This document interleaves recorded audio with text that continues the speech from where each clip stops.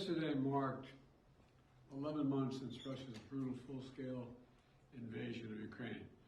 11 months in which Ukrainian people have showed Putin and the world the full force of their courage and the indomitable determination to live free. And through every single step of this horrific war, the American people have been strong and unwavering in their support, and Democrats and Republicans in Congress have stood together. The United States has worked in lockstep with our allies and partners around the world to make sure the Ukrainian people are in the strongest possible position to defend their nation, their families, and against the truly brutal aggression of Russia. I haven't seen the likes of this in a long time. The United States and Europe are fully united. This morning, I had a long conversation with our NATO allies, German Chancellor Scholz, French President Macron, Prime Minister Sunak, and the Italian Prime Minister Meloni, to continue our close coordination and our full support of Ukraine. Because you all know I've been saying this for a long time. The expectation on the part of Russia is we're going to break up. We're not going to stay united. But we are fully, thoroughly, totally united. With spring approaching, Ukrainian forces are working to defend the territory they hold and preparing for additional counteroffensives.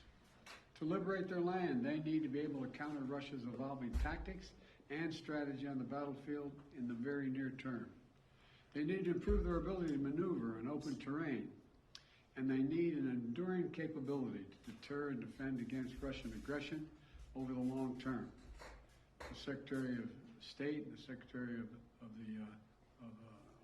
military behind me they've been deeply involved in this whole effort.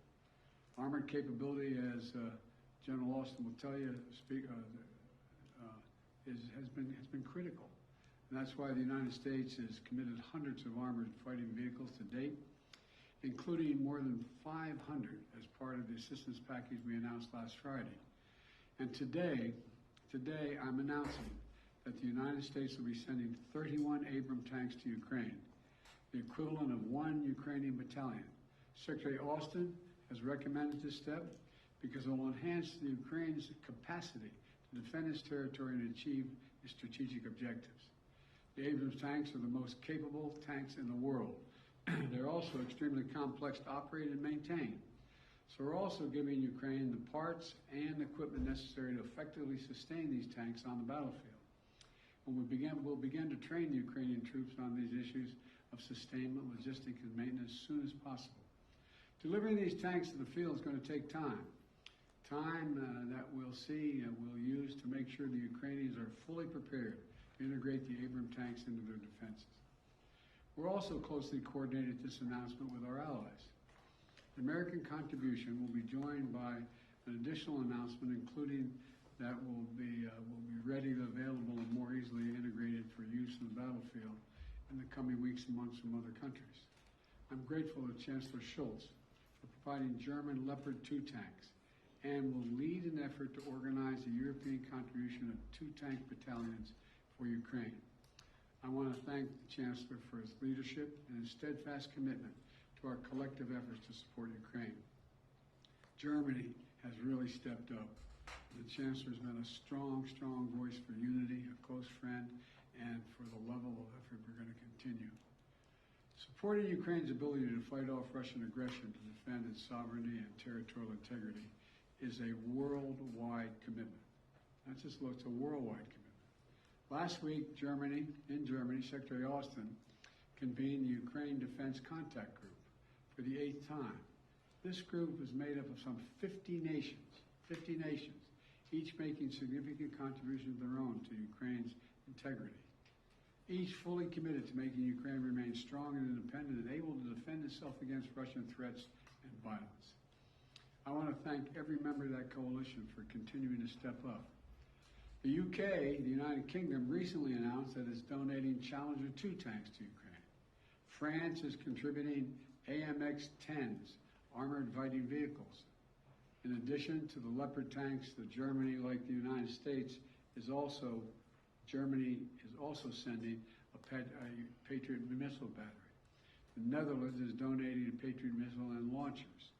France, Canada, the UK, Slovakia, Norway, and others have all donated critical air defense systems to help secure Ukrainian skies and save the lives of innocent civilians who are literally the target of Russia's aggression. Poland is sending armored vehicles. Sweden is donating infantry fighting vehicles. Italy is giving artillery. Denmark and Estonia are sending howitzers. Latvia is providing more Stinger missiles. Lithuania is providing anti-aircraft guns. And Finland recently announced its largest package of security assistance to date. You may remember I was asked a while ago what I think was going to happen. And I said, I let Putin know. He thought that he's going to end up with the Finlandization of Europe. Well, he's got the NATOization of Finland. He's gotten something that he never intended. Together with our allies and partners, we've sent more than 3,000 armored vehicles, more than 8,000 artillery systems, more than 2 million rounds of artillery ammunition, and more than 50 advanced multi-launch rocket systems, anti-ship and air defense systems, all to help counter Ukraine's brutal aggression that's happening because of Russia. And look, today's announcement builds on the hard work and commitment from countries around the world, led by the United States of America, to help Ukraine defend its sovereignty and its territorial integrity. That's what this is about, helping Ukraine defend and protect Ukrainian land. It is not an offensive threat to Russia. There is no offensive threat to Russia. If Russian troops return to Russia, they'll be there where they belong. This war would be over today. That's what we all want, an end to this war in just and lasting terms. You know, our teams do not permit one nation. We're not going to allow one nation to steal a neighbor's territory by force. Our terms that preserve Ukraine's sovereignty and territorial integrity and honor the UN Charter. They're the terms we're working on. And you know, these are the terms we all signed up for, and 143 nations voted for in the United Nations General Assembly last October.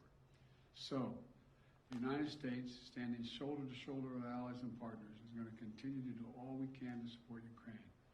Putin expected Europe and the United States to weaken our resolve. He expected our support for Ukraine to crumble with time. He was wrong. He was wrong. And he was wrong from the beginning, and he continues to be wrong. We are united. America's united, and so is the world. We approach the one-year mark as we do of the Russian full-scale invasion of Ukraine. We remain united and determined as ever in our conviction and our cause. These tanks are further evidence of our enduring, unflagging commitment to Ukraine and our confidence in the skill of the Ukrainian forces. As I told President Zelensky when he was here, and today's his birthday, by the way, in December, we're with you for as long as it takes, Mr. President. Ukrainians are fighting an age-old battle against aggression and domination. It's a battle Americans have fought proudly, time and again. And it's a battle we're going to make sure the Ukrainians are well equipped to fight as well. This is about freedom. Freedom for Ukraine. Freedom everywhere. It's about the kind of world we want to live in, the world we want to leave to our children.